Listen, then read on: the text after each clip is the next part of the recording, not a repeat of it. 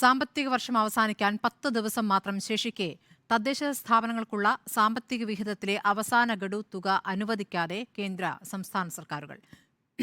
സംസ്ഥാന സർക്കാർ പണം അനുവദിച്ചാൽ തന്നെ ട്രഷറി നിയന്ത്രണം തുടരുന്നതിനാൽ ബജറ്റ് വിഹിതം ഉപയോഗിക്കാനും കഴിയില്ല. 46% പദ്ധതികൾ മാത്രമാണ് ഇതുവരെ പൂർത്തിയായത്.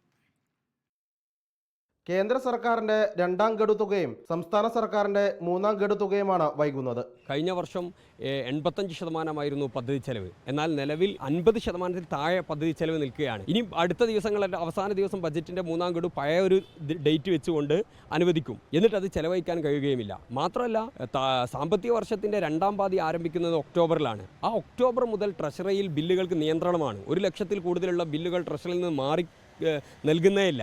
ഇത്തവണ കേന്ദ്രത്തിൽ നിന്നും വലിയ കുരുക്ക് തദ്ദേശ സ്ഥാപനങ്ങൾ നേരിടുന്നുണ്ട്. ധനകാര്യ കമ്മീഷൻ ഗ്രാൻറ്റിൻ്റെ ആദ്യ ഗഡു മാത്രമാണ് അനുവദിച്ച് കിട്ടിയിട്ടുള്ളത്. അതിൽ തന്നെ ആദ്യ ഗഡുവിൽ ടൈഡ് ഫണ്ട് ഇതുവരെ അക്കൗണ്ടുകളിൽ ലഭ്യമായിട്ടില്ല. ഈ വർഷത്തെ സാമ്പത്തിക പ്രതിസന്ധി അടുത്ത വർഷത്തെ പദ്ധതികളെയും ബാധിക്കും. ഇതിൽ അനിശ്ചിതത്വത്തിലാകുന്ന അടുത്ത വർഷത്തെ പദ്ധതിയാണ്. ആ പദ്ധതിക്ക് നേരത്തെ അംഗീകാരം നേടിയിട്ടുണ്ട്. ഇനി ഗവൺമെൻറ് ഈ ഫണ്ട് അനുവദിച്ചില്ലെങ്കിൽ സ്വാഭാവികമായിട്ടും ഏപ്രിലായി കഴിഞ്ഞാൽ അടുത്ത സാമ്പത്തിക വർഷത്തെ ബജറ്റിൽ നിന്ന് ഈ പണം തരിക. അപ്പോൾ അടുത്ത തയ്യാറാക്കിയ ബജറ്റ് വിഹിതം തയ്യാറാക്കിയ പദ്ധതി എന്ത് ചെയ്യും? തെരഞ്ഞെടുപ്പ് പ്രഖ്യാപിച്ചതിനാൽ പുതിയ പദ്ധതികൾക്കായി ടെൻഡർ വിളിക്കാനും കരാർ നൽകാനും സാധിക്കില്ല. Reporter Sinoj Thomas, in reporter, Kozhikode.